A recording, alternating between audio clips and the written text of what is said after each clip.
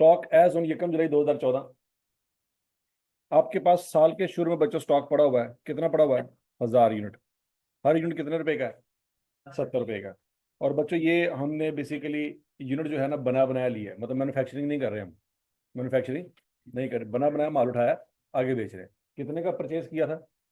70 रुपए का एक यूनिट था। कितने यूनिट इस वक्त गोदाम में पड़े हुए हैं? 1000 यूनिट पड़े हुए हैं। ये साल के शुरू की स्टोरी है।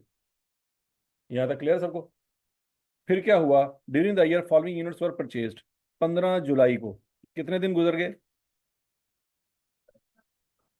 कितने दिन गुजरे? 15 दिन गुजरे। 10,000 यूनिट और लिए। कितने के हिसाब से? 71 के हिसाब से, मतलब थोड़ा सा महंगाई होगी होगी। वही चीज़ आप 15 दिन बाद उठा रहे हैं तो 70 की नहीं मिलेगी। कितने की मिल रही है? 71 रुपए की मिल रही है। फिर 31 दिसंबर 2014 को हमने मजीद यूनिट बाई किए। कितने? कितना टाइम गुजर गया?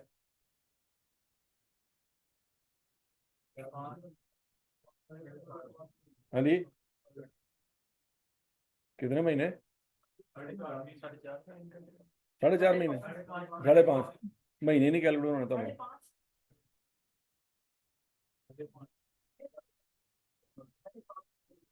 हाँ जी, 6 महीने। अकाउंटेंट तो महीने। अच्छा जी। 5.5 महीनों बाद आपने कितने यूनिट लिए जी? 8,000 यूनिट। कितने रुपए के? थोड़े से और महंगे हो गए। अच्छा जी। फिर उसके बाद 15 मार्च को आपने 6,500 यूनिट और लिए। किस रेट पे? 72 रुपये पे। अच्छा जी। तो during the year 15,000 units were sold at the rate of 78 रुपये। ये 78 रुपये क्या चीज़ है? ये सेल प्राइस है। और ये 71 रुपये क्या है? ये कॉस्ट प्राइस है। और ये क्या है? और ये भी क्या है? ये सब कॉस्ट है, मतलब जो आपने पैसे दिए। लेकिन आपने बेचा कितने का? 78 रुपये। ठीक है जी। Calculate gross profit for the year यानी 30 June 2015 by preparing an income statement by using FIFO method and weighted average method. दोनों फॉलो करने मेथड। और कहता है इनकम स्टेटमेंट बनाए। इनकम स्टेटमेंट से क्या मुराद है? वो sale minus cost of sale is equal to gross profit. कहता है वो कैलकुलेशन करें। अच्छा जी, यहाँ तक की बात सुन लगी? बताओ। अब उसने ये नहीं बताया कि सिस्टम कौन सा फॉलो हो रहा है। सिस्टम कौन सा? पीरियोडिक फॉलो हुआ कि परपेचुअल हुआ? क्योंकि फाइफो और वेटेड एवरेज ये दोनों में होते हैं। क्या उसने सिस्टम बताया हमको? सिस्टम नहीं बताया। अच्छा बच्चों याद रखनी बात, मैंने परपेचुअल सिस्टम में आपको एक बात बताई थी कि जैसे ही कोई यूनिट एंटर होगा कंप्यूटर रिकॉर्ड करेगा, और जैसे ही कोई यूनिट बाहर निकलेगा तो कंप्यूटर रिकॉर्ड करेगा। अब यहाँ पे 15,000 यूनिट सेल हुए हैं। किस किस तारीख को सेल हुए हैं वो डिटेल आपके पास अवेलेबल है? इसका मतलब ये कंप्यूटर सिस्टम फॉलो नहीं हुआ। देखो चीजें परचेज की है ना, उसका तो पता है आपको कब कब कितनी कितनी परचेज हुई है। क्या 15,000 यूनिट एक ही दिन में सेल हो गए थे? ऐसा नहीं हुआ। तो 15,000 यूनिट गोदाम से निकल निकल के बाहर जाते रहे हैं। कितने यूनिट कब कब गए हैं उसकी डिटेल आपके पास अवेलेबल। तो कौन सा सिस्टम नहीं लगा होगा? परपेचुअल नहीं लगा होगा। परपेचुअल सिस्टम फॉलो नहीं हुआ होगा, क्योंकि वो होता तो एक यूनिट एंटर हो रहा है तो रिकॉर्ड हो रहा है, तो जो आउट होता तो रिकॉर्ड होता। मतलब आप किसी शॉपिंग मॉल में गए, कुछ चीज़ परचेज की होगी आपने, तो बच्चों आपको पता है वो कंप्यूटर में स्कैन करते हैं, उसका जो बार कोड होता है तो बिल बनता है, तो कंप्यूटर को पता चल जाता है कि भाई ये चीज़ सेल होगी। ठीक है जी। आप वो चीज़ स्कैन करवाए बगैर आ जाए मार्केट से बाहर, तो आप आपको वो आने देंगे? नहीं आने देंगे। इसका मतलब ऐसा हो नहीं सकता कि कोई यूनिट सेल हो और वो स्कैन ना हो। तो समझ आ रही बात कि नहीं आ रही? तो हर एक चीज आप बिल करवा रहे हैं, आप वहां से चीजें उठा के लेके आ रहे हैं, तो वो जब तक वो स्कैन नहीं होगी ना तब तक उसका बिल नहीं बनता, और जब तक बिल नहीं बनता आप उसको क्लियर करवा के बाहर नहीं निकल सकते। पॉइंट समझ आया कि नहीं आया? फॉर एग्जाम्पल एक बार कोड है वो खराब हो गया, डैमेज हो गया, स्कैन ही नहीं हो पा रहा, तो क्या वो चीज़ आपको वैसे ही भेज देंगे चल ठीक है ले जाओ यार? नहीं, वो कहेंगे इसको रिप्लेस करो। इसका मतलब ये नहीं कि वो चीज़ खराब थी, वो चीज़ खराब नहीं थी, उसका जो बार कोड जो था वो थोड़ा सा डैमेज हो गया था, रीड नहीं हो रहा। चीज़ अंदर ठीक होगी, लेकिन वो सेल नहीं कर पाएंगे। क्यों? वो कहेंगे भाईजान कंप्यूटर को जब तक एंट्री नहीं आप करवाएंगे आप ये चीज बाहर नहीं लेके जा सकते। तो कंप्यूटर सिस्टम एक चीज एंटर हो रही है तो रिकॉर्ड कर रहा है, और एक चीज आउट हो रही है तो रिकॉर्ड कर रहा है। अब मसला यहाँ पे ये कि 15,000 यूनिट आपने सेल कर दिए, कब किए ये तो पता ही नहीं। तो फिर इसका सीधा सीधा मतलब क्या है, कंप्यूटर सिस्टम फॉलो नहीं हो रहा होगा। तो फिर कौन सा सिस्टम फॉलो हो रहा होगा, पीरियोडिक फॉलो होगा। पीरियोडिक में कोई लेना देना नहीं है कि कब कब सेल हुई। पीरियोडिक वालों ने आना महीने साल बाद, कब आएंगे वो, साल बाद आके देखेंगे गोदाम में क्या पड़ा हुआ है, बस। अच्छा, अब बच्चों आपने ग्रॉस प्रॉफिट निकालना है, क्या निकालना है, अब सोच समझ के जवाब देना। ग्रॉस प्रॉफिट निकालने के लिए स्टेटमेंट ऑफ कंप्रिहेंसिव इनकम की सबसे पहली लाइन सोचें। सबसे पहली लाइन क्या आती होती है, सेल्स आती होती है। सेल्स कैसे निकालेंगे बच्चों, 15,000 को मल्टीप्लाई कर देंगे किसके साथ, 78 के साथ, सेल आ जाएगी, क्या आ जाएगी,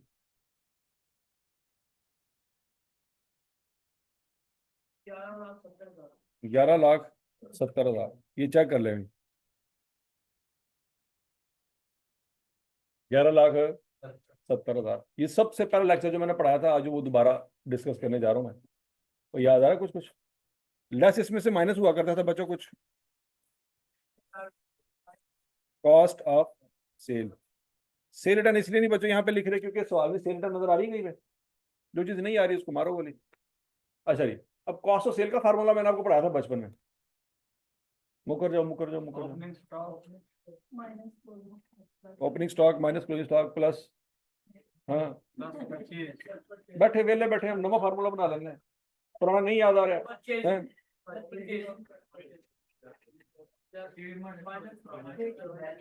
माइनस क्लोजिंग,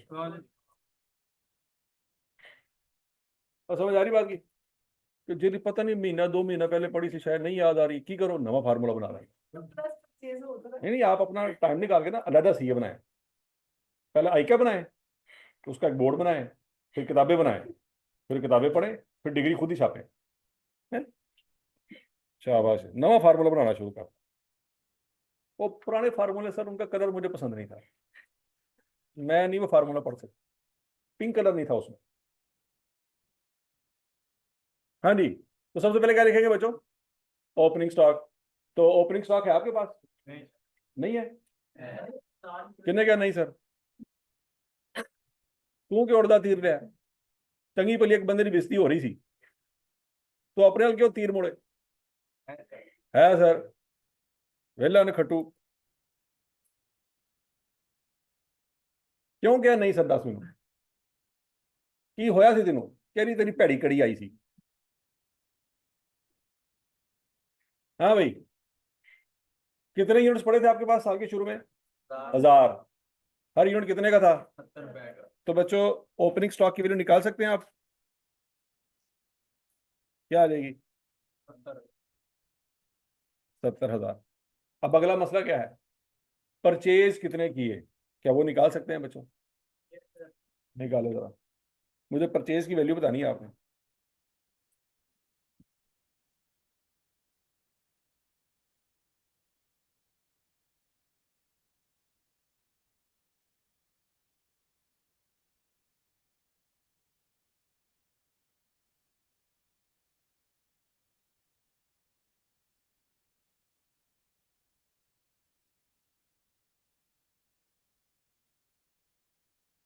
चौबीस, ये क्या है, रुपये, यहाँ पे मैं 24,500 लिख दूं, ये कहना चाह रहे हो, होते हो मैं तो लितर मारे,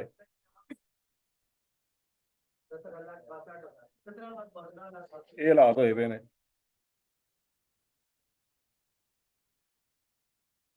₹24,500। अब खुद बताओ कि आपने जो 24,500 निकाला है वो है क्या, वो तो यूनिट्स है की लिखा असी, मतलब रुपीज चो यूनिट माइनस कर दो, मतलब चाह च मूली डुबो के खा दो, ना सिर ना पैर थोड़ी गल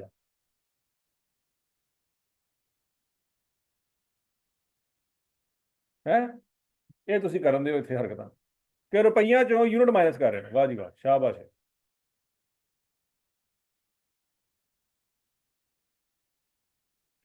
ये 17,62,000 कैसे आया,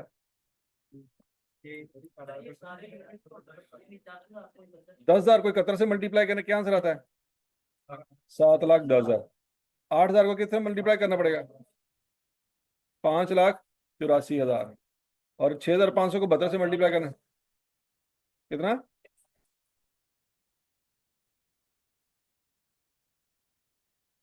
क्या ये बात में लगी है? ये रुपये हैं, ये भी रुपये हैं, तो यहाँ पे भी क्या आना चाहिए? रुपये आने चाहिए, तो उसे यूनिट लिखने दे।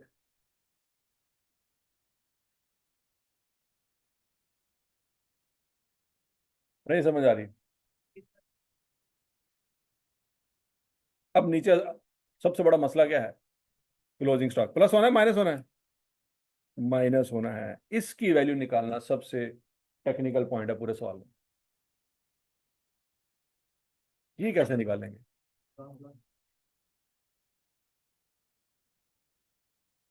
क्योंकि जब तक ये नहीं निकलेगा बच्चों, कॉस्ट ऑफ सेल नहीं आएगी, और कॉस्ट ऑफ सेल नहीं आएगी तो ग्रॉस प्रॉफिट नहीं निकल पाएगा। क्लोजिंग स्टॉक की वैल्यू निकालनी है।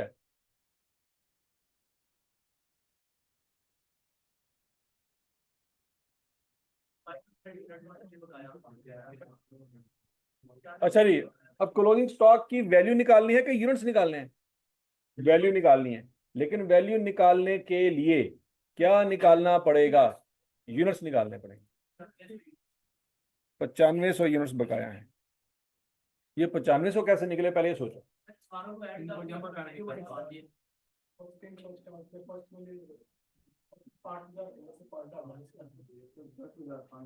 8,000 में से 5,000।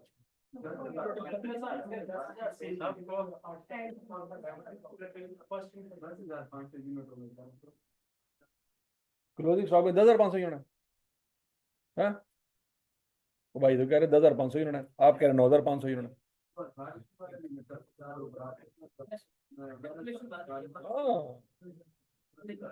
सी ए बस सी हट के ना बी लग गया ना, थोड़ा फर्क है बस, कैलकुलेशन तेरी जेरी गलत हुई है। हाँ जी, बताना क्या है? वेरी गुड, शाबाश। पत्तों की तो केड़ी बात जानती है, ये बताना है। खड़ोत्या जे और परले पासे चला जा, रोड क्रॉस करके ना परली कोठी से जाके बैठ नखटुआ, तेन 4 महीने बाद होश आ गई। बताना क्या है?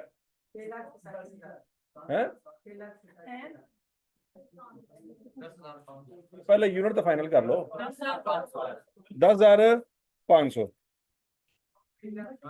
अच्छा जी, कुछ ऐसे लेजेंड है कि वो सोच रहे कि ये क्या हो रहा है, तो पहले उनको साथ मिला लें।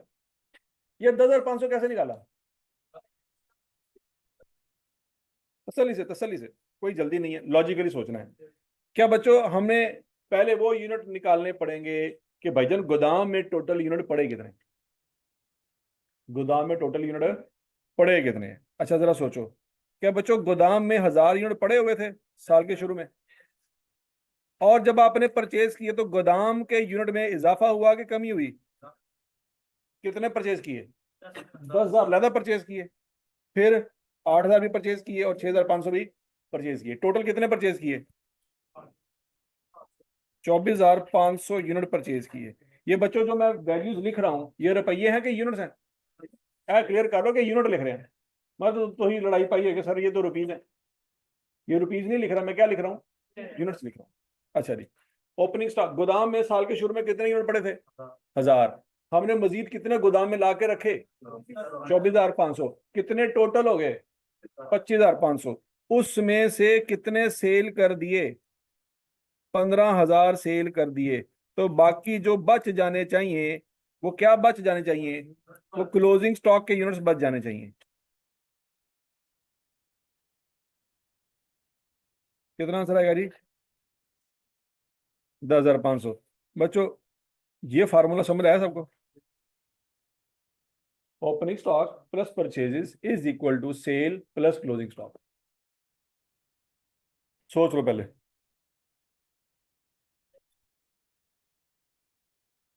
ये यूनिवर्सल फार्मूला है, जब भी क्लोजिंग स्टॉक की वैल्यू, क्लोजिंग स्टॉक के यूनिट्स अननोन होंगे, इक्वेशन लगेगी।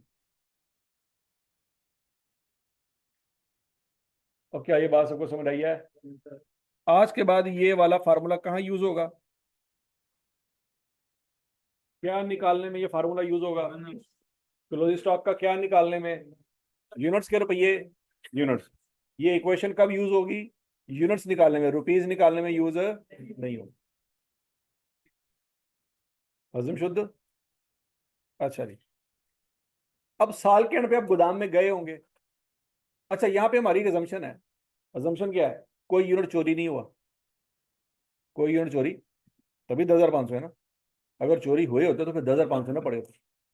कोई यूनिट डैमेज नहीं हुआ, कोई चोरी नहीं हुआ, किसी यूनिट को आग नहीं लगी। हजम शुद्ध इसी बेस पे है ना। अच्छा जी। तो कितने यूनिट्स है बच्चों आपके पास? 10,500 इस वक्त गोदाम में पड़े हुए। तो क्या बच्चों यहाँ पे मैं 10,500 लिख दूं? क्यों नहीं लिख सकता? क्योंकि ये तो यूनिट्स है। ऊपर क्या है? ऊपर तो वैल्यूज हैं। तो वैल्यूज में से यूनिट माइनस नहीं हो सकते। नहीं समझ आ रही बात? तो क्लियर है? बांदरों से इंसान नहीं बन सकते। कॉमन सेंस कि नॉन सेंस? और इंसानों से बांदर डेली बेस पे बन सकते। अद्धे के जितने बैठे हुए हैं सर, हम कर क्या रहे हैं? तो बांदर ही पूछ सकता है।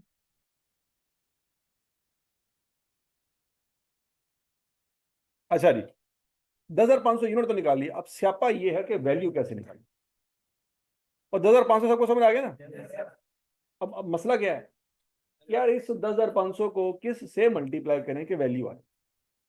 देखो, ये जो आपने 17,62,000 लिखा है, ये क्या सिर्फ यूनिट्स लिखे हुए हैं? ये अमाउंट है। ये अमाउंट निकाली थी कैसे? यूनिट्स को किसी चीज से मल्टीप्लाई किया था। तो बच्चों इसको भी किसी चीज से मल्टीप्लाई करना पड़ेगा। ये देखो, यहाँ पे 17 से मल्टीप्लाई किया था ना, यहाँ पे 78 से मल्टीप्लाई किया था ना, और ये वैल्यूज भी मल्टीप्लाई करके आई है ना। तो बच्चों क्लोजिंग स्टॉक को भी किसी से क्या करना पड़ेगा? मल्टीप्लाई करना पड़ेगा। तो जरा करें मल्टीप्लाई, क्या सोचें, मतलब कुछ जुगाड़ लगाएं, क्या वैल्यू आ सकती है? और मल्टीप्लाई कितना कीता है एर दस दो। हाँ जी। अब यहाँ पे जब आप मल्टीप्लाई करेंगे ना, तो आपको डिसाइड करना पड़ेगा कि मेथड कौन सा लगाएं। अब यहाँ पे मेथड की जरूरत पड़ेगी। और समझ आ रही है? अब मेथड की जरूरत पड़ेगी। दोबारा सुन लो। सेल की वैल्यू निकालते वक्त किसी मेथड की जरूरत पड़ी। ओपनिंग स्टॉक की वैल्यू निकालते वक्त किसी मेथड की जरूरत पड़ी। परचेज की वैल्यू निकालते वक्त किसी मेथड की जरूरत पड़ी। किसकी वैल्यू निकालते वक्त मेथड की जरूरत पड़ेगी? तो हमारा टॉपिक ही यही था, इन्वेंट्री। याद है? इन्वेंट्री की डेफिनेशन में मैंने क्या लिखवाया आपको? वो यूनिट जो साल के एंड पे बच जाए। याद आ रहा है? यहां पे उस मेथड की जरूरत पड़ी है, क्योंकि वो बना ही क्लोजिंग स्टॉक के लिए। और कहीं पे हमें ये स्यापा पड़ा ही नहीं। ये स्यापा पड़ा ही कब है? साल के एंड पे जाके कि यार मल्टीप्लाई कितना करना। हजम शुद्ध। अब मल्टीप्लाई करते वक्त हमारे पास एक मेथड क्या है? फाइफो। कौन सा मेथड है? कॉमन सेंस यूज करनी है, कोई कैलकुलेशन नहीं है, सिर्फ दिमाग इस्तेमाल करना, हर एक बात समझ आ जाएगी। फाइफो का उर्दू में तर्जमा क्या है? उर्दू है। दौर फिटे वो ਤੁਹਾਡੇ ਤੇ। फाइफो का उर्दू में तर्जमा फर्स्ट इन फर्स्ट आउट। लख लानत ਤੁਹਾਡੀ उर्दू ਤੇ। मिर्जा गालिब ਤੇ पैदा होके दोबारा मर जाए। ਤੁਹਾਡੀ उर्दू है। अल्लामा इकबाल बेचारा क्या, मैं किहड़ी कौम वास्ते शायरी लिखता रहा, ये शाहीन च गांदा रहा मैं, ये फाइफो करते रह गए। हाँ, चवल मार अगली। हाँ, सोच के सोच। First in Urdu. अल्लामा इकबाल की शायरी शुरू हुई फर्स्ट। हाँ, वाह जी वाह, क्या बात है। ये आउट का मतलब है पाओ। शाबाश है। दर फिटे वो तेरे। हाँ जी। फर्स्ट इन फर्स्ट आउट, कि जो यूनिट पहले आया है वो पहले जाएगा। सीधी सी बात। अब कॉमन सेंस यूज करनी है बच्चों। इस वक्त आपके पास जो यूनिट पड़े हैं, कितने पड़े हैं? 10,500, ये बच गए। वो जो 1,000 यूनिट है वो पहले आए थे, चले गए होंगे। 10,000 यूनिट पहले आए थे ना, ये भी चले गए होंगे। कितने चले गए? 11,000 चले गए। फिर 8,000 यूनिट आए, इसमें से सारे चले गए? सारे नहीं चले गए। देखो टोटल तो 15,000 गए हैं। टोटल कितने यूनिट निकले हैं आपके गोदाम से? 15,000। तो 15,000 कौन कौन से वाले निकले होंगे? सबसे पहले जो पड़े थे 1,000 वो निकल गए, फिर 10,000 निकल गए, टोटल कितने निकल गए? तो बाकी 8,000 में से 4 और निकले होंगे। पॉइंट समझ आ गया? पीछे जो बच गए हैं वो इस वक्त पड़े होंगे। 8,000 में से कितने बच गए? 4,000। और वो कितने रेट पे बचे होंगे बच्चों? 73 पे। और 6,500 वाले सारे बच गए होंगे या कुछ कुछ बचे होंगे, कुछ नहीं बचे होंगे? सारे बच गए।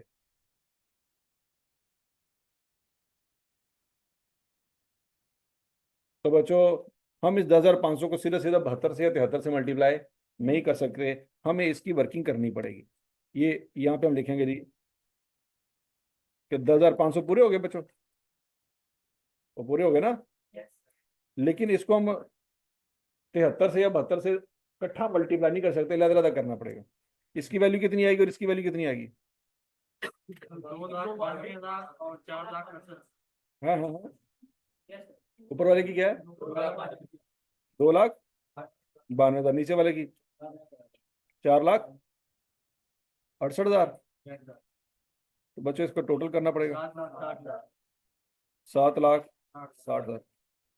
और ये हर बच्चों की बात समझ आ गई है? नहीं समझ आई? तो बच्चों यहाँ पे मैं 72 से मल्टीप्लाई करूं कि 73 से मल्टीप्लाई करूं? मैं किसी से भी नहीं कर सकता, मैं वर्किंग करूंगा, वर्किंग से मेरा आंसर निकलेगा 7,60,000। वो यहाँ पे रखूंगा तो बच्चों मेरी कॉस्ट ऑफ सेल फाइनल हो जाएगी। क्या चीज फाइनल हो जाएगी? Cost of sale. अच्छा बच्चों, ये जो हमने चीजें समझी हैं इसको एक और तरीके से भी समझ सकते हैं। फर्स्ट इन फर्स्ट आउट का मतलब क्या है? जो यूनिट पहले आए वो पहले सेल हो गए, तो इसका मतलब है जो बच गए वो ताजा तरीन माल में से बचे होंगे। इसको उल्टा सोचो, जो यूनिट पहले आए पहले चले गए, तो जो बचे हुए हैं वो ताजा तरीन जो लेटेस्ट परचेज होंगे उसमें से बचे होंगे। आप ऊपर से आने की बजाय नीचे से सोचो, आपके पास कितने यूनिट पड़े हुए हैं? 10,500। तो लेटेस्ट परचेज वाले सारे पड़े होंगे। लेटेस्ट परचेज वाले यूनिट कितने हैं? 6,500। तो 6,500 से तो 10,500 यूनिट पूरे नहीं होने, तो इसका मतलब है फिर उससे पिछली परचेज में से भी बचे हों। ये समझ लगी? तो 6,500 सीधे सीधे ये हो गए, 6,500 सीधे सीधे ये हो गए। बाकी कितने रह गए? 4,000। तो वो उससे पिछली परचेज में से बचे हों। इस तरह से भी सोचा जा सकता। बजाय इसके कि आप ओपनिंग स्टॉक से कहानी शुरू करो, आप आखिरी परचेज से भी कहानी शुरू कर सकते। नहीं समझ रहे? आसान कहानी कौन सी होगी? जो ऊपर से शुरू होंगे या क्लोजिंग परचेज से? देखो अगर 15 परचेज हो, कितनी परचेज हो? इस सवाल में तो 3 थी ना। 15 दफा अगर उसने चीजें परचेज की होती, लग पता जाना ही तुम।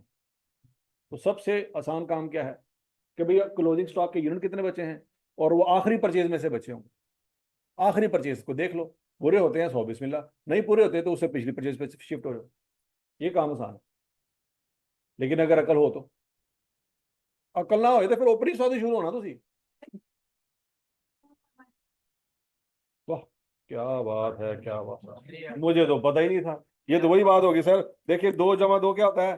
4। सर 3 + 1 भी तो 4 हो सकता है, ऐसे ना करें सर, सिर्फ 2 + 2 4 नहीं होता। क्या बात है, क्या बात है, दिमाग काम कर रहे हैं आप पौने घंटे बाद जाके।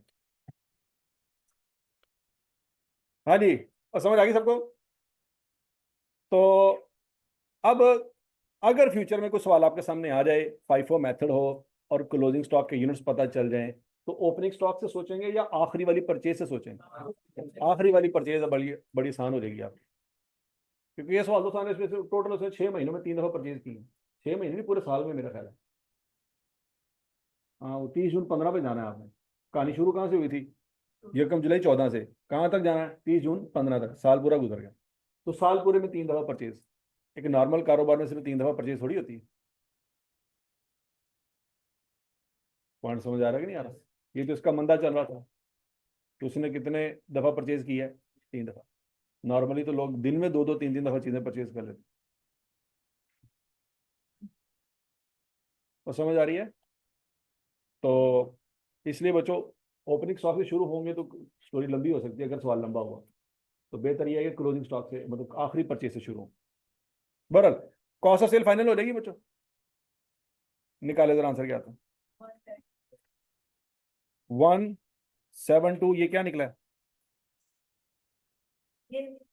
1,72,000 कहते हैं 1072 में, इसको 1,72,000 कहते हैं। दोबारा सोच, मैं उस कंपनी के फ्यूचर के बारे में सोच रहा हूँ जो आपको हायर करेगा, और तो जनाजा निकल गया। की बनेगा उस बोर्ड का जो बोर्ड थोड़ी प्रेजेंटेशन होते फैसले देगा।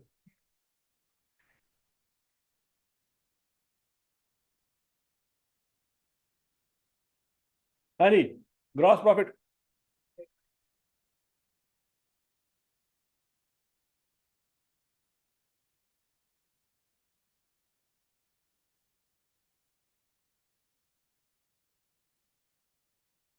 हजम शुद्ध नहीं समझ रही, सबको समझ आ गई है? फाइफो मेथड क्लियर है? आसान है कि मुश्किल है? आसान।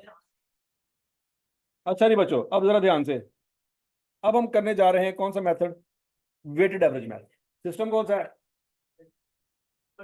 पीरियोडिक सिस्टम अभी पढ़ रहे हैं, परपेचुअल को हाथ नहीं लगाया हमने। इस सवाल में कौन सा सिस्टम है? पीरियोडिक में दोनों मेथड। अगर परपेचुअल होता तो उसमें भी दोनों मेथड होते हैं। पॉइंट समझ आ रहा है? अभी फिलहाल क्लियर कर लो कि पीरियोडिक सिस्टम हम क्लियर कर रहे हैं, परपेचुअल को हाथ नहीं लगाया अभी हमने। अच्छा जी, अब बच्चों हम वेटेड एवरेज को डिस्कस करने जा रहे हैं। तो जब वेटेड एवरेज सिस्टम को डिस्कस करेंगे तो सेल की वैल्यू में कोई चेंज आना? क्या बच्चों सेल की वैल्यू आपकी सेम आएगी या इसमें चेंज आ रहेगा? ओपनिंग स्टॉक की वैल्यू में कोई गड़बड़ होगी या सेम आएगी? सेम आएगी। परचेजेस की वैल्यू में कोई गड़बड़ होगी या वो भी सेम आएगी? सेम आएगी। क्लोजिंग स्टॉक के यूनिट्स में कोई गड़बड़ होगी या वो भी सेम आएगी? क्लोजिंग स्टॉक के यूनिट्स भी सेम आएंगे। कैसे आएंगे? उसी वर्किंग से आएंगे जो वर्किंग आपने यहाँ पे की थी। इसका मतलब ये हुआ बच्चों, ये वर्किंग फाइफो में भी यूज हो जाएगी और वेटेड एवरेज में भी यूज हो जाएगी।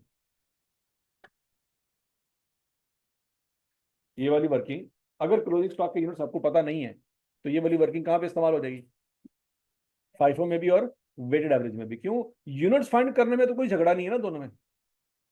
और भाई दोनों मेथड ये कहेंगे पहले समझ दसो तो सही, गोदाम जो पे कितने यूनिट में मल्टीप्लाई करने वाली लड़ांगे आपस में। नहीं समझ आ रही? गोदाम में कितने यूनिट्स पड़े हैं इसका किसी मेथड से कोई लेना देना है? कोई लेना देना नहीं। ये तो सिंपल कॉमन सेंस है कि भजन इन्हें परचेज किए सी, इन्हें सेल हो गए ने, इन्हें पे ने। तो फाइफो और वेटेड एवरेज कहां कहां पे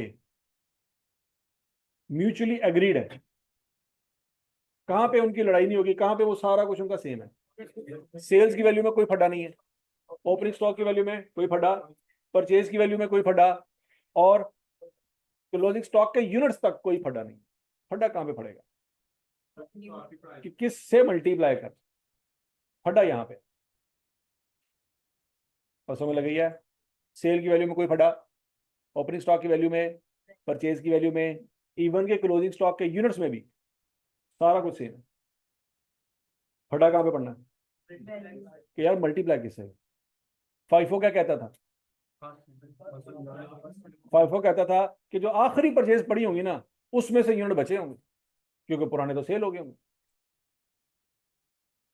हमने देखा आखिरी यूनिट तो पड़े हैं 6,500 परचेज किए थे स्टॉक पर 10,500 का। तो 10,500 का स्टॉक 6,500 से पूरा नहीं हो रहा, फिर क्या करेंगे? उससे पिछले परचेज को भी देख लें। हजम शुद्ध। अच्छा, अब वेटेड एवरेज क्या कहता है?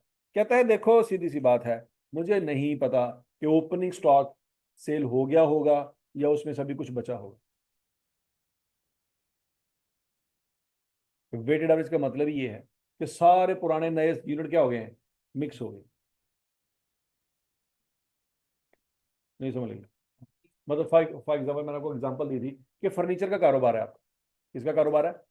कुर्सियां भी पड़ी हुई हैं, टेबल भी पड़े हुए हैं। क्या कुर्सियों के ऊपर एक्सपायरी डेट लिखी होती है? नहीं लिखी होती। क्या कुर्सी को देख के आप आइडिया लगा सकते हैं कि पिछले साल वाली कुर्सी है क्या यार की साल वाली कुर्सी है? नहीं होती, क्योंकि सबसे लेटेस्ट कुर्सी भी आप जिस दरख्त से बनाएंगे वो दरख्त हजारों साल पुराना होगा। आप ये कह सकते हैं कि सर हम पिछले महीने पौधा लाया सी, वो बड़ा हो गया तो ਉਹਦੇ तो कुर्सी बनाई है, जी पिछली कुर्सी है वो 2 महीने पहले पौधा लाया सी उस तो बनी है। क्या हम कह सकते हैं? नहीं कह सकते। तो नई कुर्सी हो या पुरानी कुर्सी हो, पीछे दरख्त सेम ही है। हजम शुद्ध। अच्छा जी। अब स्यापा ये है कि वेटेड एवरेज को नहीं पता कि ओपनिंग स्टॉक से कितने यूनिट बचे पड़े हैं। ये जो परचेज किए थे 10,000 यूनिट में से कुछ बचे थे, या 8,000 में से बचे थे, या 6,500 में से बचे थे, उसको कुछ भी समझ नहीं आ रहा। वो कहता है इन सबको मिक्स कर लो, इन सबको क्या कर लो। वो 10,500 के बारे में वो कहता है मुझे नहीं पता भाई, 10,500 लेटेस्ट परचेज में से बचे हुए हैं, ये पुरानी परचेज में से बचे हुए हैं, या ओपनिंग स्टॉक में से बचे हुए, कोई कंफर्मेशन उसके पास नहीं। फाइफो तो कहता है भाईजान जो भी होगा ना, लेटेस्ट जो चीजें परचेज की है ना उसमें से बचे हुए हैं। वेटेड एवरेज कहता है मेरे पास ऐसी कोई गारंटी नहीं है। समझ लगी?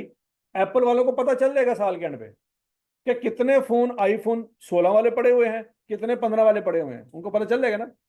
तो वो कौन सा मेथड फॉलो कर रहे होंगे?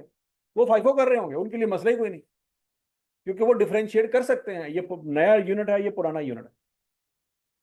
लेकिन फर्नीचर इंडस्ट्री में जो लोग बैठे हैं वो डिफरेंशिएट नहीं कर सकते।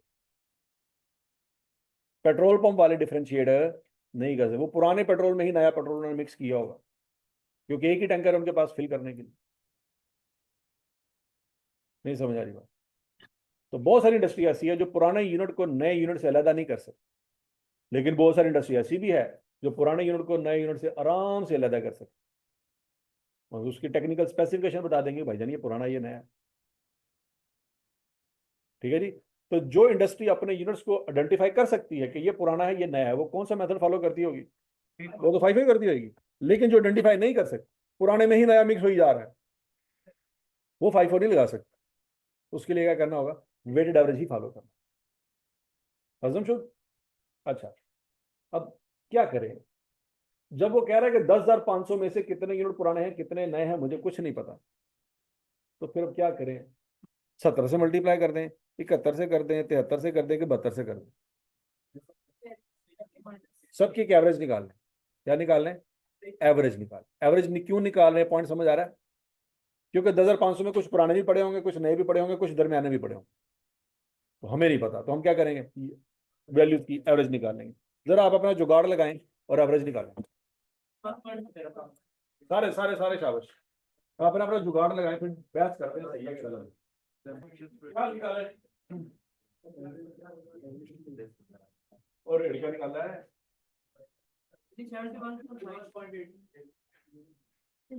वैल्यू वैल्यू मल्टीप्लाई किससे करना है ये बताएं। 71 पॉइंट, ये कैसे निकला? हाँ जी, देखो बच्चों एक तरीका तो ये है, मेरी बात सुन लो। एक तरीका तो ये, आपके पास 4 तरह का रेट है, 70, 71, 72, यही है ना? 70, 71, 73, 72। ये 78 क्यों नहीं लिया? ये तो सेल का यूनिट है, हमने तो परचेज वाले लेने। पॉइंट समझ आ रहा है कि नहीं आ रहा? तो इन चारों को जमा करें, 4 पे डिवाइड करें, आंसर क्या आएगा? 71.5। ये आंसर गलत है, ये आंसर गलत है। क्यों गलत है सोचो, उसकी वजह है। देखो बच्चों, मुझे सोच समझ के जवाब देना। कॉमन सेंस यूज करनी है, नॉन सेंस नहीं यूज करनी। आपके पास 2 किलो दूध है जो आपने बाई किया था, ओके, कितने का? 200 रुपए के साथ कितने पैसे बन गए? आपने उसमें 1 किलो पानी मिला लिया जो 10 रुपए का पड़ा आपको। 10 रुपए में दे नहीं, खैर मुफ्त पिया दो हमें, तो कितना खर्चा हो गया उसके ऊपर? अब वो 3 किलो दूध बन गया, पानी मिलाने के बाद भी दूध ही है कि वो पिंक कलर हो गया उसका? दूध ही नजर आएगा ना। खर्चा कितना पड़ा आपको? तो आप कह सकते हैं कि ये 3 किलो दूध जो 410 रुपए का पड़ा है, उसका रेट 200 जमा 10 डिवाइडेड बाई 2 करके निकला। कैसे कर सकते हैं? अब ये 1 किलो दूध कितने का पड़ेगा? ये 3 किलो 410 रुपए का ना, तो 1 केजी कितने का पड़ेगा? 136 6। तो बच्चों क्या ये ऐसे निकला है 200 - 10 ÷ 2? ये तो गलत है ना। तो ये गलती समझ आ रही है आपको कि नहीं आ रही? ये समझ आया कैसे आया? ये बताइए 136 कैसे निकला है? 410 को 3 पे डिवाइड किया है। तो वही चीज मैं अगर आपसे यहाँ पे पूछूं कि यार आपने ऐसे क्यों नहीं किया कि एक रेट आपके पास ऊपर था 200 और एक रेट आपके पास नीचे था 10, तो 200 - 10 ÷ 2 करो, तो एवरेज रेट निकल आएगा। क्या यहाँ पे आप जो चवल मार रहे हैं समझ आ रही है क्या चवल मार रहे हैं? वही चवल बच्चों यहाँ पे बज रही है जो आप मार रहे हैं। क्या वैल्यूज को जमा करके 4 पे डिवाइड करके एवरेज निकाल लेंगे? क्योंकि जो आप चवल मार रहे हैं ना वो चवल यहाँ पे फिट नहीं हो रही। यहाँ पे आपकी अकल काम कर रही है कि 1 किलो दूध कितने का पड़ रहा है हमें? 136 - 6 का। ये 136 - 6 कैसे निकला? नहीं, क्या 136 रुपए का बेचेंगे तो प्राइस तो 200 रुपये रखेंगे ना। हाँ, तो कॉस्ट की बात कर रहा हूँ मैं यहाँ पे। ये 70 71 72 क्या है? कॉस्ट है। हाँ जी, तो 136 मसला की है, मसला दिमाग का। हाँ भाई, समझ आई बात? अब बच्चों ये 136 आपने कैसे निकाला? ये टोटल कॉस्ट को टोटल केजी पे डिवाइड किया और आपका जो आंसर है बिल्कुल ठीक आया। नहीं समझ लगी? अब आप कह सकते हो मुझे 1 किलो दूध 136 रुपए का पड़ा है, ये अब 200 रुपए का बेच दो मार्केट में। पॉइंट समझ आ रहा है कि नहीं आ रहा? तो जो मार्केट में बेचोगे 200 रुपए का, वो आपकी कॉस्ट प्राइस होगी कि सेल प्राइस होगी? वो तो सेल प्राइस है। आपकी कॉस्ट प्राइस क्या है? 136.6। हजम शुद्ध। तो बच्चों ये जो आप हरकत कर रहे हो समझ आ रही है आपको ये गलत कैसे है? आप वैल्यूज को पकड़ के जमा करके 4 पे डिवाइड कर रहे हो, तो मैं कह रहा हूं भाई वही तुम यहां पे करो, यहां पे आप कहते हो नहीं नहीं सर ये गलत है। तो उसी तरह से मैं कह रहा हूं कि सर ये भी गलत है। तो दोबारा सोचें, जुगाड़ लगाएं, कोई अकल इस्तेमाल करें। मैंने आपको हिंट दे दिया है, लेकिन अकल आपने इस्तेमाल करनी है। बाकी को भी करना है। शाबाश, शाबाश।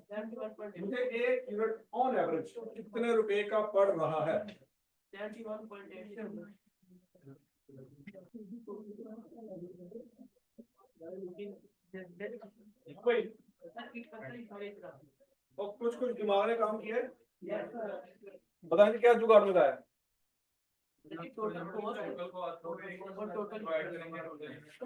वेरी गुड, शाबाश। ठीक है जी, और अकल आई है।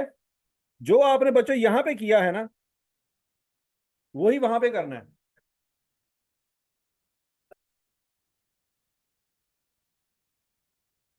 क्या करना है बच्चों आपने जरा ध्यान से?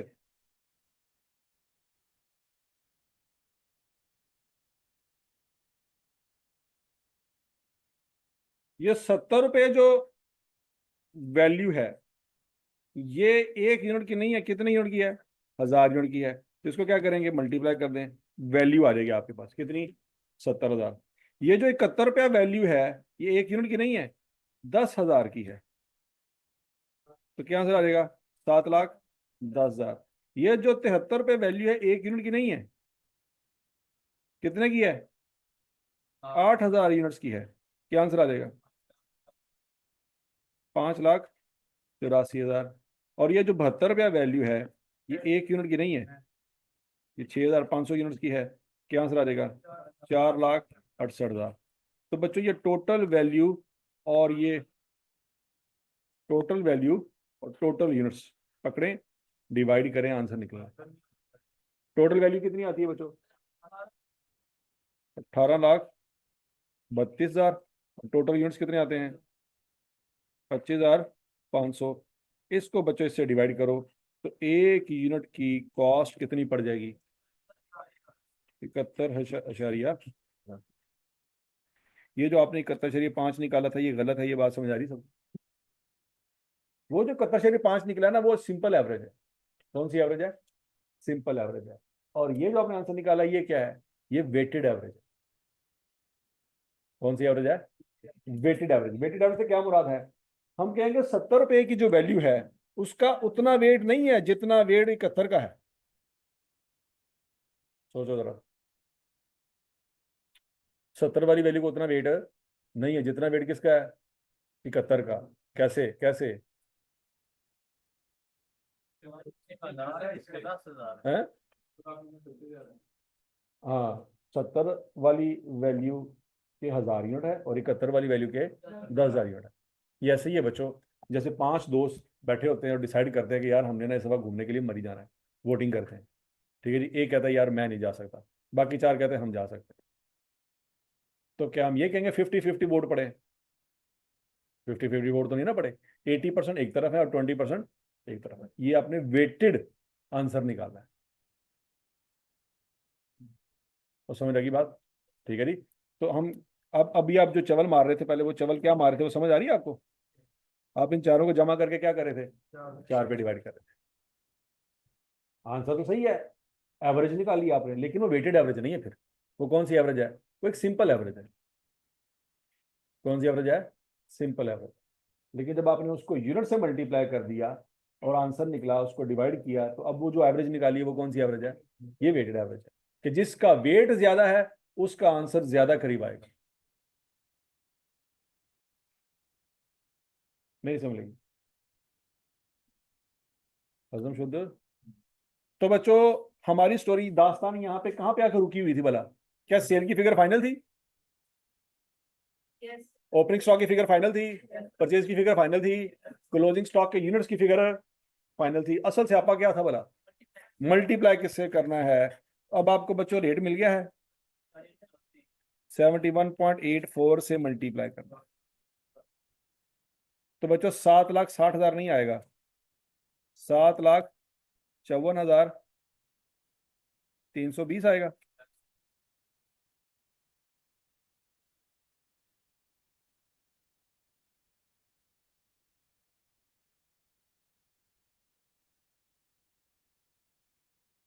तो बच्चों कॉस्ट ऑफ सेल आपकी चेंज हो जाएगी।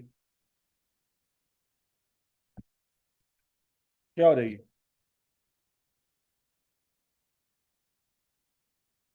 हाँ जी, 53। सर 10 लाख 754 नहीं आता?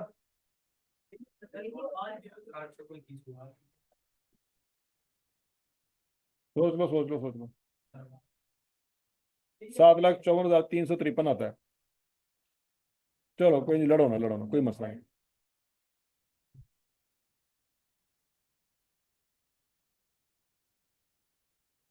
बेसिकली देखो ना, आपकी जो वैल्यू है ना, वो 71.8431 आती है एग्जैक्ट, अगर ले 4 डेसिमल पॉइंट तक। यही है ना? 71.8431। चेक कर लो 754,353 आ रहा है। ऐसी है? और समझ लग गई है? अच्छा जी, कॉस्ट ऑफ सेल की फिगर क्या आएगी?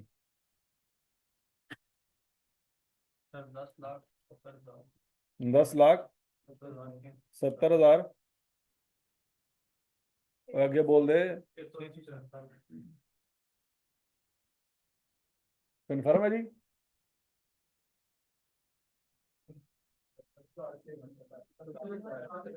चलो, उस कॉम को मैं काउंटिंग पढ़ा रहा हूँ, जो प्लस माइनस नहीं कर सकती। 10,70,647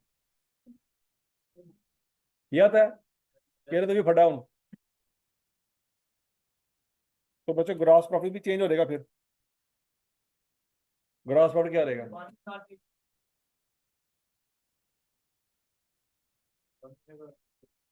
चलो चेक करो, प्लस माइनस नहीं कर सकते यार तुसी।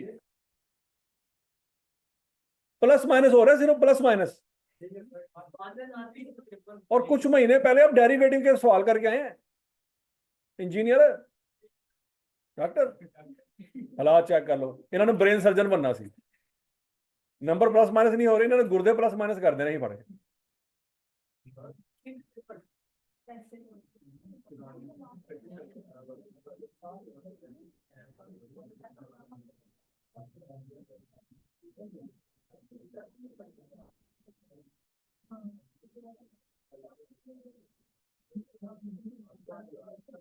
सर प्रॉफिट कम है, हाँ? प्रॉफिट कम है। तो टेंशन का दी,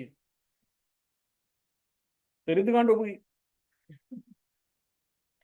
तेनू टेंशन का दी है। ए तेरे को प्लस माइनस नहीं हो रहा, तो तेनू काम की टेंशन है कि कम आया है। हाँ भाई,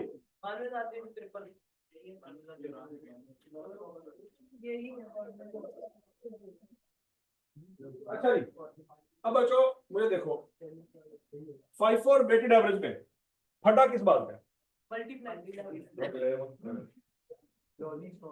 क्लोजिंग स्टॉक की वैल्यू का फटा, सेल का कोई फटा नहीं है, ओपनिंग स्टॉक का कोई फटा, परचेज का कोई फटा, क्लोजिंग स्टॉक के यूनिट का कोई फटा, कॉस्ट पर यूनिट में फटा पड़ा, जिसकी वजह से टोटल वैल्यू चेंज होगी। पहले क्या आ रही थी 7,60,000, अब क्या आ रही है 7,14,000। उस फड्डे की वजह से क्या हुआ, नहीं, उस फड्डे की वजह से क्या हुआ, अच्छा उससे क्या हुआ, वो कम होगी, उसके आगे क्या चेंज हुआ, ग्रॉस प्रॉफिट नहीं, कॉस्ट ऑफ सेल्स। चलो तुम इतने पहुंच गए हो, अब इसका छाड़ दो। क्लोजिंग स्टॉक की वैल्यू चेंज होने से क्या चेंज हुआ, उसके चेंज होने से क्या हुआ, अकल आ रही है। ਤੁਸੀਂ ਸਿੱਧਾ ਨਰਸਰੀ ਤੋਂ ਐਫਐਸਸੀ ਚ ਵੜ ਜਾਂਦੇ ਹੋ, ਵਿਚਕਾਰ ਦੀ ਕਲਾਸਾਂ ਮਿਸ ਕਰ ਜਾਂਦੇ। वो दोबारा, सबसे पहले क्या चीज चेंज हुई, क्लोजिंग स्टॉक में क्या चेंज हुआ, per unit cost change, per unit cost change होने की वजह से क्या चेंज हुआ, क्लोजिंग स्टॉक की वजह से क्या चेंज हुआ, कॉस्ट ऑफ सेल की वजह से क्या चेंज हुआ, ज्यादा की बात समझ। अब बच्चों कुछ छोटी छोटी चीजें आपने समझनी है, वो अपने कंसेप्ट के लिए बहुत इंपॉर्टेंट है, ध्यान से चीजें समझनी है, वो इन दी लॉन्ग रन आपके कैरियर में इस्तेमाल होंगे, ठीक है जी। तो अब पहली और आखिरी दफा आपको लॉजिक में बताऊंगा, उसके बाद लॉजिक कोई नहीं है, आपसे मैंने पूछना है कि बताओ इससे करने से क्या हुआ, और आपको पता चाहिए क्या हुआ, ठीक है जी, ध्यान से समझना। फाइफो में क्लोजिंग स्टॉक की वैल्यू ज्यादा थी कि वेटेड एवरेज में, फाइफो में क्लोजिंग स्टॉक की वैल्यू ज्यादा थी, वेटेड एवरेज में क्यों, सर इसमें एवरेज ही आती है, फाइफो में ज्यादा क्यों थी, कम क्यों थी, इसमें हर एक के लिए लग जाती है। फाइफो में लेटेस्ट प्राइसेस पे स्टॉक था, किस पे था, अगर आप गौर करो पहले चीजें कितने की थी, ओवरऑल हम कह सकते चीजें महंगी हो रही, इसका मतलब है इन्फ्लेशन है, तो क्या मतलब है, मार्केट में इन्फ्लेशन, मार्केट में, तो जो मार्केट में इन्फ्लेशन होगी, मार्केट में क्या होगी, इन्फ्लेशन होगी, तो क्लोजिंग स्टॉक की वैल्यू फाइफो में लेटेस्ट रेट पे होगी, सोचो फाइफो मेथड में क्लोजिंग स्टॉक की वैल्यू किस रेट पे होगी, लेटेस्ट रेट पे होगी, तो जब लेटेस्ट रेट पे होगी वो रेट तो सबसे ऊपर होगा, तो जब वो रेट ऊपर होगा तो उसकी वैल्यू भी ज्यादा होगी, तो यहाँ पे वैल्यू ज्यादा नजर आ रही। अच्छा, इसका मतलब है in case of inflation, in case of inflation value of closing stock will be higher in FIFO.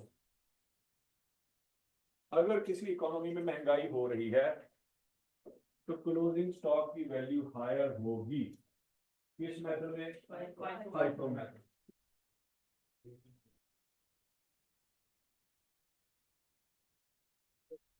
अगर महंगाई हो रही है तो क्लोजिंग स्टॉक की वैल्यू ज्यादा होगी, किसमें, FIFO।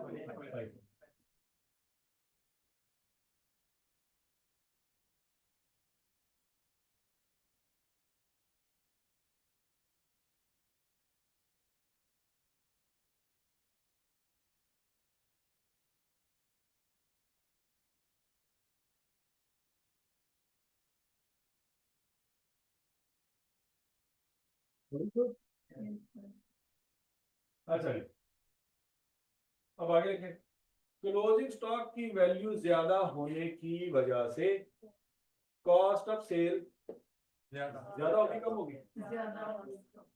सोच के क्लोजिंग स्टॉक की वैल्यू ज्यादा होने की वजह से कॉस्ट ऑफ सेल कम हो। क्यों? क्लोजिंग स्टॉक माइनस हो रहा है, तो जब कि ज्यादा माइनस होगी तो आंसर कम आएगा, है कि नहीं? चलिए कॉमन सेंस है, नॉन सेंस है? और नहीं है, उसी बोलो उसी बोलो। एक काम थोड़ी कॉमन सेंस काम नहीं करनी। जो मैं आज लिखवा रहा हूँ कल आपसे पूछूंगा, आपसे नहीं बोला जाना कि सर क्या हो रहा है।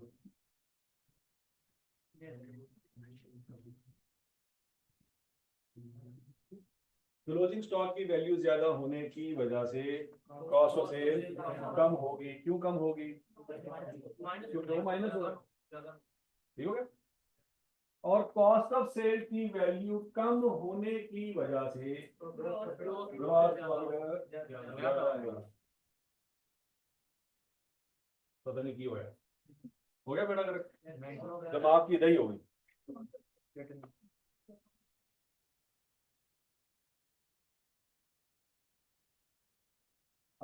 काम कर, पता नहीं की काम ज्यादा हो गया ना थोड़ा, ठीक है जी। उसी कहा जाएगा ना, पापा आप कम हैं, अम्मी आप ज्यादा हैं। आपकी वजह से पापा कम है, तो पापा की वजह से हम ज्यादा हैं।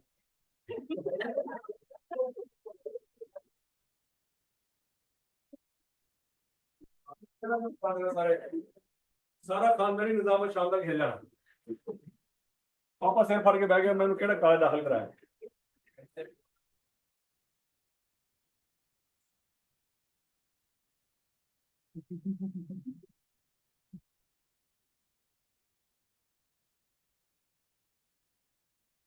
हाँ भाई, समझ आई मेरे को? अच्छा जी, अब दोबारा दोबारा दोबारा दोबारा दोबारा।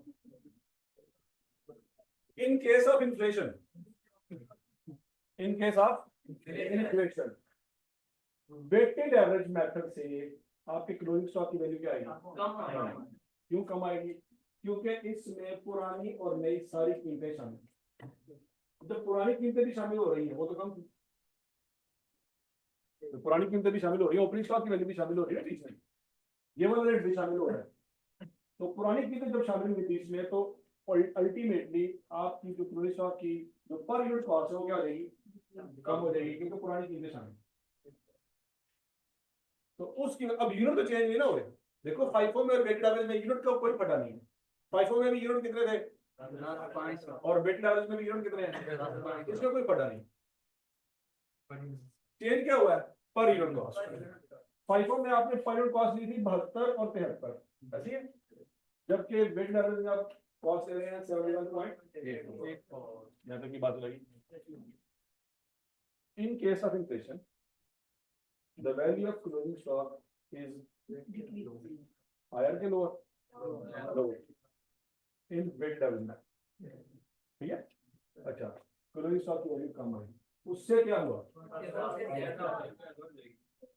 which will increase cost of sale. Why? क्योंकि जो वैल्यू छोटी है तो छोटी वैल्यू माइनस हो रही है, तो छोटी वैल्यू जब माइनस होगी तो आंसर बड़ा है, क्योंकि माइनस हो रही प्लस नहीं हो रही। समझ आई बात? क्लोजिंग स्टॉक की वैल्यू छोटी, उसकी वजह से क्या हुआ? कॉस्ट ऑफ सेल बढ़ गई, कॉस्ट ऑफ सेल के बढ़ने की वजह से क्या हुआ? Gross profit. क्या क्या ये क्या हो रहा है?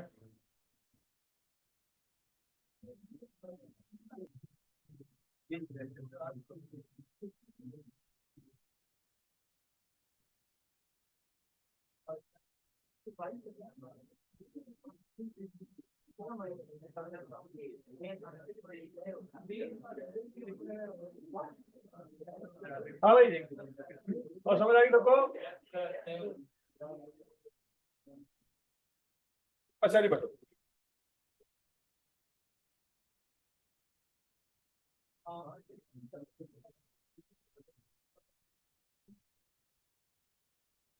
ये जरा देखें, इसको समझते हैं बच्चों। फाइफो में और वेटेड एवरेज में क्या क्या इम्पैक्ट आएगा वो हम जरा समझते हैं। पेपर में इसके ऊपर सवाल आएगा आपको। अगर महंगाई हो रही है, मेन पॉइंट ये है, क्या हो रहा है जी? महंगाई हो रही है।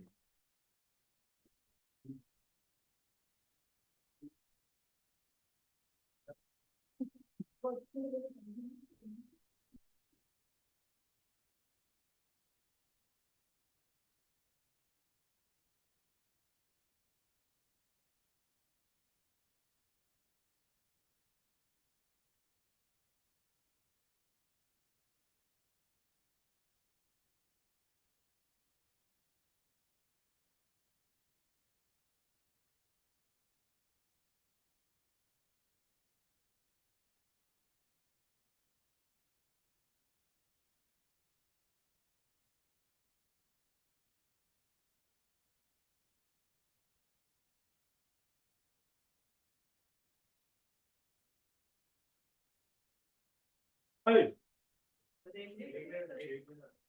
और समझा समझा कोई तीर भाई जान दे, पहले समझ तो लो। बाद इसे समझना आसान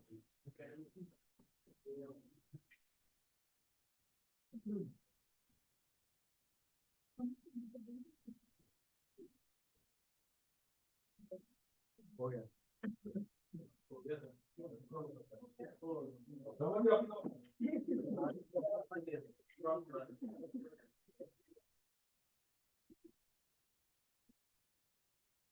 हाँ जी, देखो अगर फाइव मेथड है तो क्लोज की वैल्यू ज्यादा है, कॉस्ट से भी कम होने की वजह से, और ग्रॉस प्रॉफिट में जब बाकी खर्चे माइनस होंगे तो नेट प्रॉफिट अल्टीमेटली कैपिटल में जाके जमा होता है। कैपिटल भी और एसेट भी ऐसे कैसे ज्यादा है? कैपिटल ज्यादा होना चाहिए, एसेट कैसे ज्यादा होता है? स्टोर किया कितने गए, कितने गया है? तो इन दोनों में बेचा ना, इन दोनों में सेल की वैल्यू सेम थी, नंबर ऑफ सेल सब सेम हुए थे। प्रॉफिट दोबारा इन्वेस्ट करेंगे कैपिटल को एसेट होते हैं। वेरी गुड, ये आंसर है बच्चों। ये जो क्लोजिंग स्टॉक है ये बैलेंस शीट में जाएगा। कहाँ रहेगा? क्लोजिंग स्टॉक आपने बैलेंस शीट बनाई थी ना, याद करो। क्लोजिंग स्टॉक बैलेंस शीट में लिखते होते हैं एसेट के तौर पे। तो जब क्लोजिंग स्टॉक की वैल्यू ज्यादा है तो अल्टीमेटली बैलेंस शीट में एसेट की वैल्यू भी क्या हो जाएगी?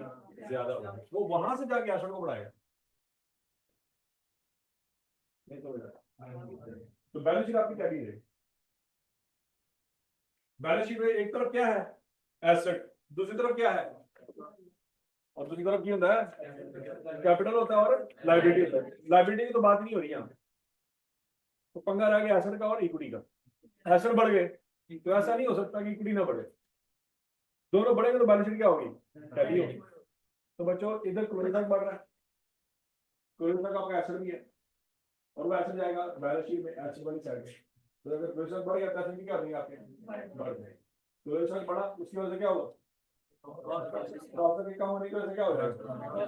प्रॉफिट के बढ़ने से, नेट प्रॉफिट बढ़ने से, और इक्विटी की वजह से ऐसा नहीं बढ़ रहे, वो तो क्लोजिंग स्टॉक की वजह से ऐसा बढ़ रहे हैं। अच्छा, रिलेटेड एवरेज में क्या होगा? क्लोजिंग स्टॉक का cost of sale, gross profit, net profit, equity, asset भी कम है। क्लोजिंग स्टॉक कम है वो जब आप बैलेंस शीट में जाके लिखोगे एसेट भी तो लगे। अब आई कब चवाली मारेगा कि वो ये कहेगा कि क्लोजिंग स्टॉक के बढ़ने से इक्विटी पे क्या इम्पैक्ट आता है, वो बीच में दो तीन चीजें छोड़ देगा। ठीक है जी, तो आपके हैं क्लोजिंग स्टॉक के बढ़ने से इक्विटी, इसका क्या लेना देना है? क्लोजिंग स्टॉक का असर होता है तो उसे असर होनी चाहिए इफेक्ट, इक्विटी को इफेक्ट होता है। तो पॉइंट समझ आ रहा है इक्विटी कैसे इफेक्ट होगी? क्लोजिंग स्टॉक के बढ़ने से कॉस्ट सेल कम आ रही है, उसकी वजह से ग्रॉस प्रॉफिट बढ़ रहा है, फिर नेट प्रॉफिट बढ़ रहा है और अल्टीमेटली इक्विटी बढ़ रही है।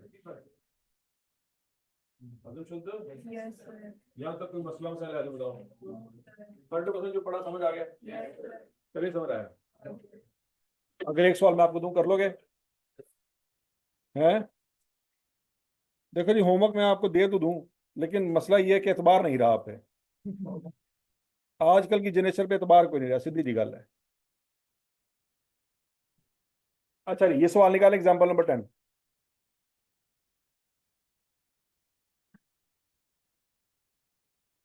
नहीं नहीं, क्लास वर्क है, होमवर्क भी मैं दूंगा, टेंशन ना लो। इसमें आपने मुझे 2 कैलकुलेशन करके देनी है, फिर छुट्टी होगी। निकाली एग्जाम्पल नंबर 10, ये आई कैप की बुक में मौजूद है। आई कैप की बुक में मौजूद है। तो कर लिया सबने?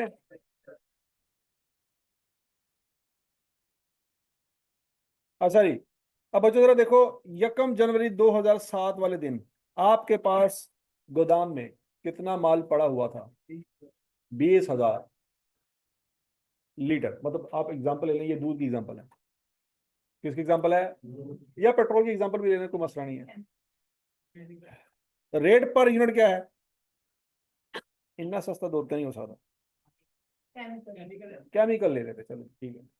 20,000 लीटर पड़े हुए हैं आपके पास, और 1 लीटर कितने रुपए का है बच्चों? 11 रुपए का। फिर आपने 15 जनवरी को परचेज की, कितने लीटर परचेज किए? किस रेट पे? फिर 21 अप्रैल को फिर परचेज किए, किस रेट पे? फिर 7 जुलाई को फिर परचेज किए, किस रेट पे? फिर 8 नवंबर को फिर परचेज किए, किस रेट पे?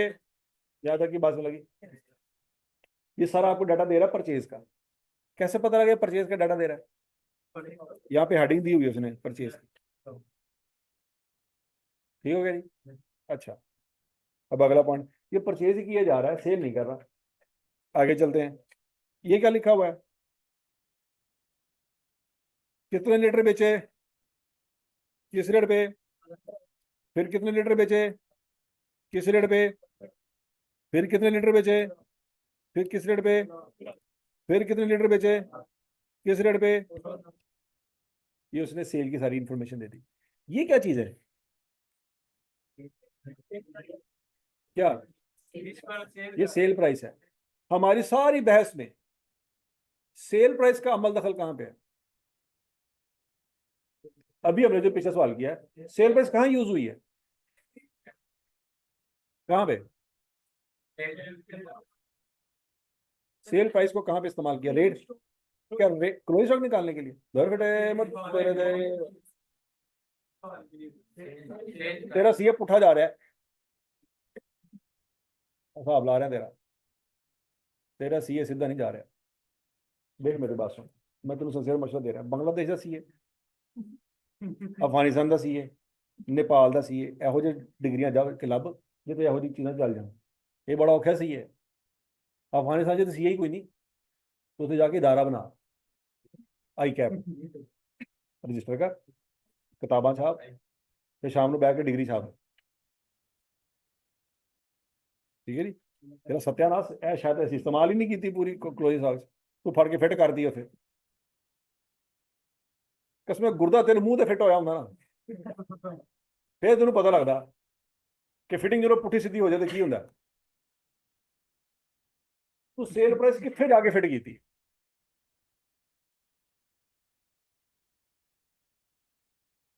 हाँ जी, ये सेल प्राइस कहाँ इस्तेमाल होनी है? सेल्स रेवेन्यू की कैलकुलेशन, बस। इसके अलावा इसका कोई इस्तेमाल है? यहाँ पे देखो, सेल प्राइस पहली और आखिरी दफा यहाँ पे इस्तेमाल की थी, इसके अलावा 78 कहीं इस्तेमाल नहीं हो। तो आई कैप जानबूझ के आपको इतनी सेल प्राइसेस दे रहा है कि इस तरह के बंदे वो आइडेंटिफाई कर सकते कि सर ये तो हम एवरेज की कैलकुलेशन में यूज करेंगे। हालांकि ये एवरेज की कैलकुलेशन में यूज है, एवरेज की कैलकुलेशन में हमने क्या यूज किया बोला? परचेज प्राइस, वो ये दी हुई है आप, ये यूज होनी है। हजम शुद्ध? अच्छा जी, ठीक है जी। तो सेल प्राइस गलती से भी आपने वहां पे इस्तेमाल नहीं कर लेना। ठीक है, मतलब आई कैप इन तमाम की जगह ए ग्रेड भी दे सकता था, लेकिन उसने कहा नहीं ऐसा नहीं, कुछ लेजेंड्स हमने आइडेंटिफाई करने हैं, वो जरा आइडेंटिफाई होने फिर उसके बाद। तो क्लियर है? अच्छा जी, अब देखो सवाल उसने क्या मांगा है, calculate closing inventory as at 31 December 2007 and prepare profit statement under perpetual and periodic method of FIFO and. ये सवाल कितनी दफा करना पड़ेगा बच्चों? 4 दफा करना पड़ेगा। 4 में से मैंने आपको कितनी दफा पढ़ा दिया है? 2 दफा पढ़ाया है पीरियोडिक वाले सिस्टम से, अभी परपेचुअल को हाथ नहीं लगाया मैं। तो आपने बच्चों अभी सिर्फ पीरियोडिक वाले सिस्टम से ही आंसर निकाला। समझ आ गई किसका? Very good.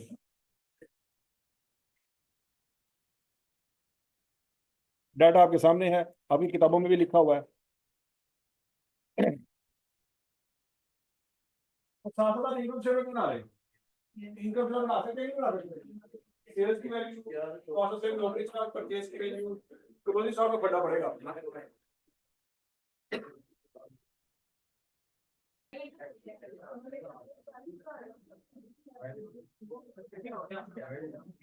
हो गया भाई? हाँ भाई,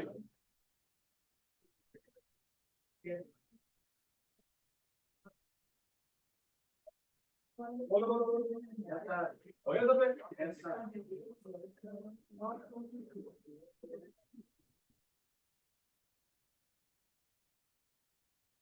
अच्छा भाई,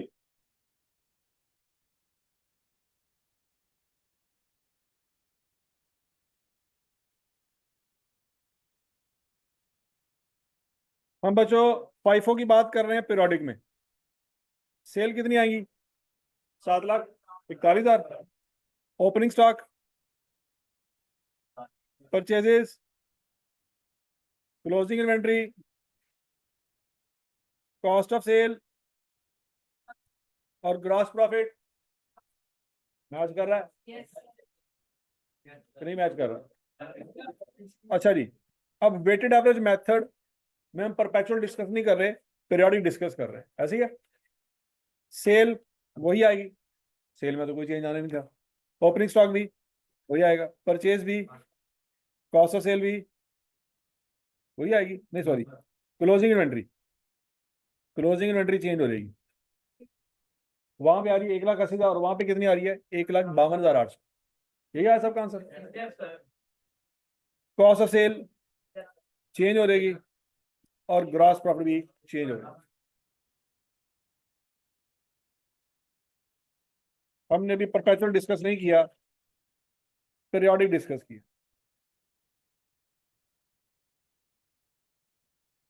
हजम शुद्ध समझ आ गई है? चलो जी बच्चों, आज के लिए इतना ही, कल इंशाल्लाह इससे आगे करेंगे कंटिन्यू। अच्छा सुन लो,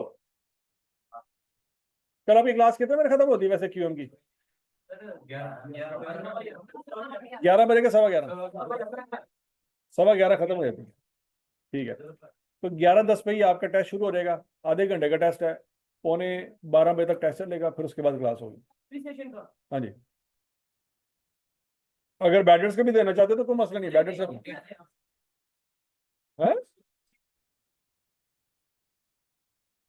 और समझ लग गई है? कल डेप्रेशन का पहले टेस्ट होगा, फिर क्लास के बाद वो टेस्ट डिस्कस कर लेंगे हम उसी वक्त ही।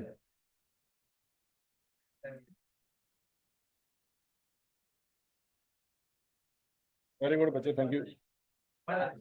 अभी ऑनलाइन स्टूडेंट्स मुझे बता दो, समझ आइए? अहमद रजा, अमीर हमजा, आमना यूसुफ, मुजम्मिल रहमान, तो मसला मसाइल है बच्चों आपको बता दो, क्योंकि जो समझ आती हो ना आती हो, कोई टेंशन पेंशन है